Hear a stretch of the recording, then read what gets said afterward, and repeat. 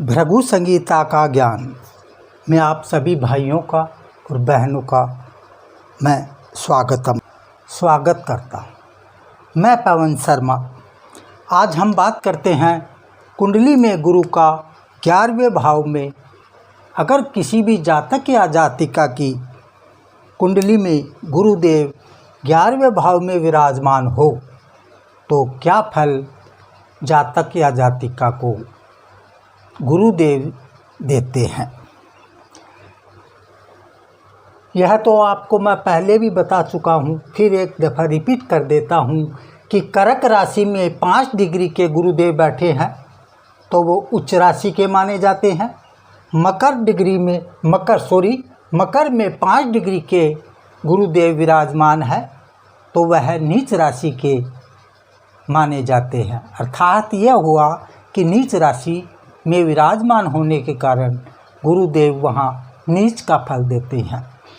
गुरु की 12 नंबर और 9 नंबर अर्थात मीन और धनु, ये 2 राशि जो होती है ये गुरुदेव की खुद की राशि होती है। यहाँ गुरुदेव बलि माने जाते हैं। अब प्रश्न ये बनता है, सबसे पहले गुरुदेव 11वें भाव में विराजमान हो तो क्या फल देते हैं। तो पहले तो आप ये समझिए 11वें भाव में कोई भी ग्रह 11वें भाव में कोई भी ग्रह अगर बैठा है, चाहे वो नीच का हो या उच्च का हो, या ये समझो आप पापी ग्रह हो या धर्मी ग्रह हो, यहाँ जो भी ग्रह बैठेगा वो इस जातक को, कुंडली धारक को अच्छे ही फल देगा। यहाँ राहु भी बैठेगा वो भी अच्छे फल देगा, क्योंकि यह 11वां भाव जो होता है, यह 11वां भाव जो है यह हमारा इनकम लाभ का भाव माना जाता है। यहाँ बैठकर कोई भी ग्रह उस जातक को लाभ ही देता है। कि होती है कि यहाँ कोई भी ग्रह बैठ गया तो वो जातक को लाभ ही देगा। अब प्रश्न ये बनता है 11वां भाव क्या है, इसकी क्या परिभाषा है। 11वें भाव में जातक का लाभ या आय, संपत्ति, ऐश्वर्य के बारे में जानकारी देता है। आप कितना पैसा कमाएंगे, आप क्या बिजनेस करेंगे और किस तरह का बिजनेस करेंगे। तरह का अर्थ ये हुआ, हर चीज़ के 2 पहलू होते हैं, एक अच्छा एक बुरा। अगर यहाँ कोई भी ग्रह, गुरु एक शुभ ग्रह माना जाता है, फिर भी यहाँ अगर कोई पापी ग्रह भी विराजमान है तो वो भी जातक को अच्छे फल ही प्रदान करता है। अब प्रश्न ये बनता है उससे कि यह कैसे पता चले आपको कि लाभ कैसे प्राप्त किया जाए। तो उसके लिए यह होता है कि कोई भी अगर पापी ग्रह यहाँ विराजमान हो तो पाप के मार्ग से यह जातक अपनी रोजी रोटी चलाता है, और धर्मी ग्रह हो यहाँ 11वें भाव में तो वह जातक सही मार्ग से धन कमाता है। अब प्रश्न ये बनता है, पापी ग्रह कौन कौन से हैं, धर्मी ग्रह कौन कौन से हैं। आपका प्रश्न यही होगा। आपको हिंट्स देता हूँ, एक पॉइंट बता देता हूँ। जैसे यहाँ अगर राहु बैठा है तो वह जातक उटपटांग काम से, या आप ये समझो 2 नंबर के काम से, इनकम टैक्स की चोरी करता हुआ और धन कमाता है। और कोई भी शुभ ग्रह यहाँ बैठा है, वह एक ईमानदार व्यापारी, एक ईमानदार दुकानदार या एक ईमानदार ऑफिसर होता है और उसी हिसाब से पैसे कमाता है, अपनी रोजी रोटी चलाता है। इस भाव से हमें यह पता चल जाता है कि गुरु की क्या पोजीशन है और इस ग्रह की क्या पोजीशन है। अब प्रश्न ये बनता है, गुरु यहाँ विराजमान होने के बाद, ये तो आपको मैं बता चुका हूँ कि गुरु की 3 दृष्टियाँ होती है, पंचम दृष्टि, सप्तम दृष्टि और नवम दृष्टि। यहाँ बैठ के गुरुदेव अपनी 3 दृष्टियों से, पंचम दृष्टि से यहाँ देखेंगे, ये हो गई गुरु की पंचम दृष्टि। गुरु यहाँ से देखेगा पंचम दृष्टि, और ये हो गई गुरुदेव की सप्तम दृष्टि, और ये गुरुदेव की हो गई नवम दृष्टि।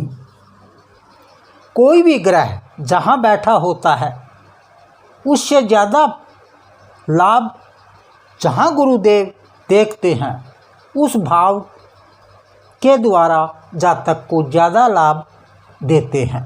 अब प्रश्न ये बनता है, ये हो गया पंचम दृष्टि है गुरुदेव की, और भाव कौन सा हो गया, 1 2 3, यहाँ से भाव गिना जाता है। ये आपको मैं पहले बता भी चुका हूँ, फिर समझ लो।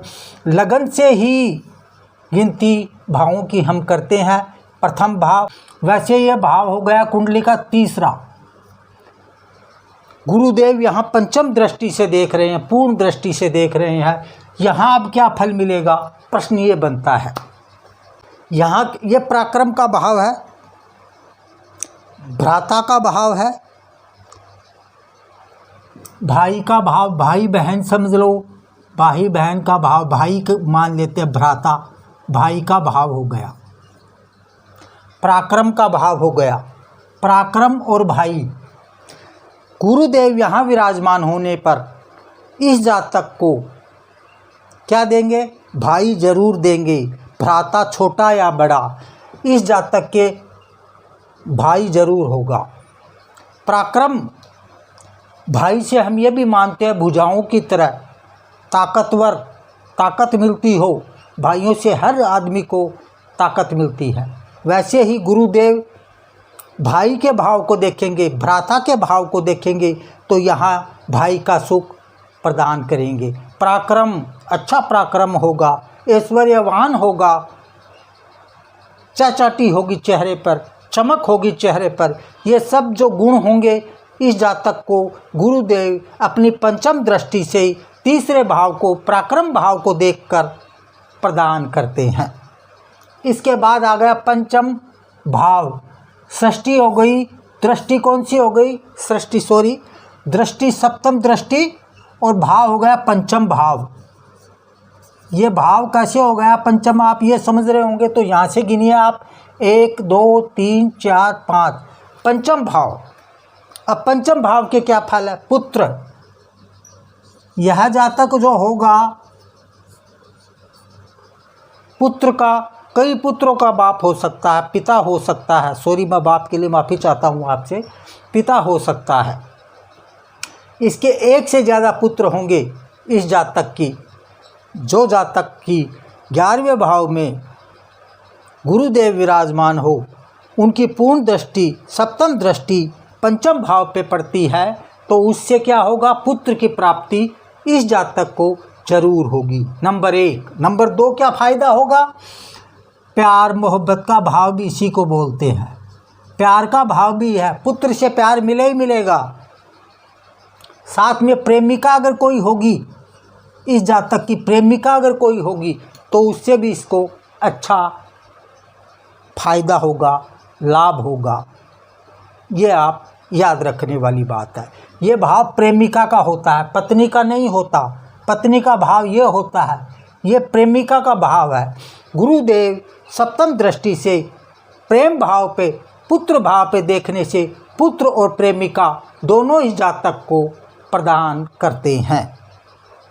ये आपको समझना चाहिए। इसके बाद सप्तम दृष्टि नवम दृष्टि सप्तम भाव, ये हो गया सप्तम भाव। सप्तम भाव दृष्टि हो गई नवम, गुरु की नवम पूर्ण दृष्टि।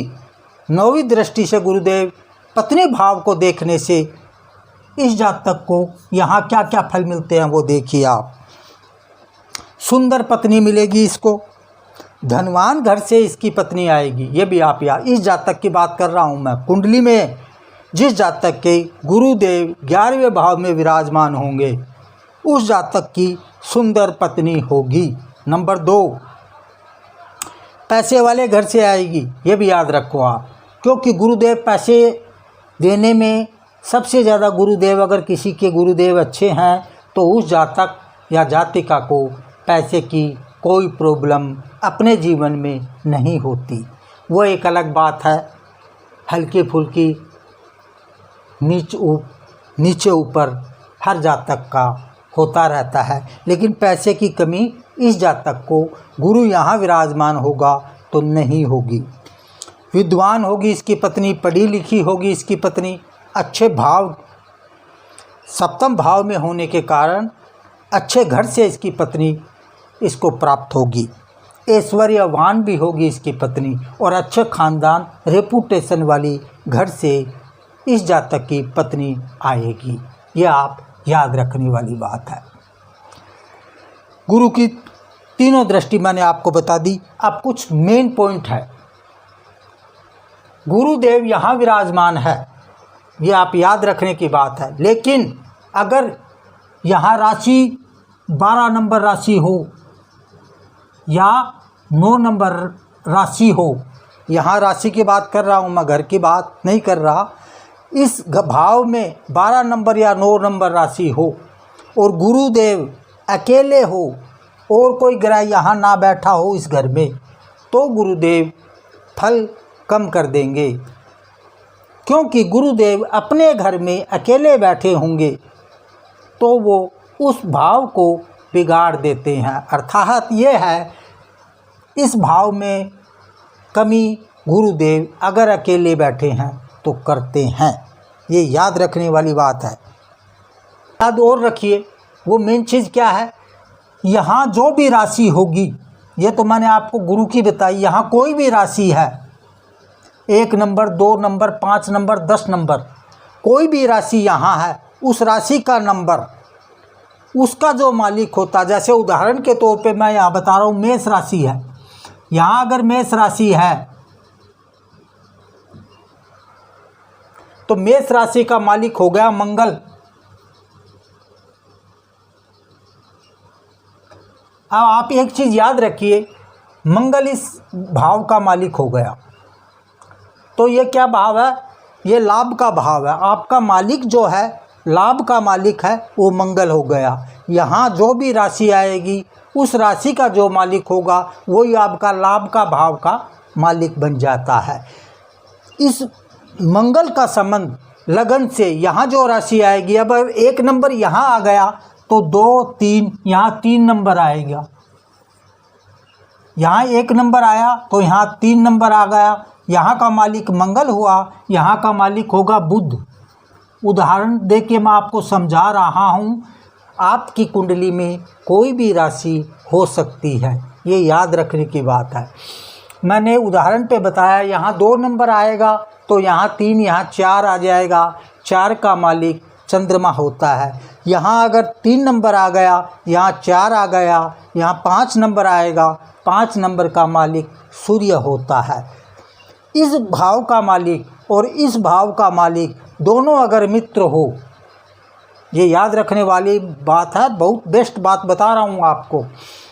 इन दोनों की मित्रता होगी, उस जातक को अच्छा लाभ जिंदगी में होगा ही होगा। ये याद रखने वाली बात है।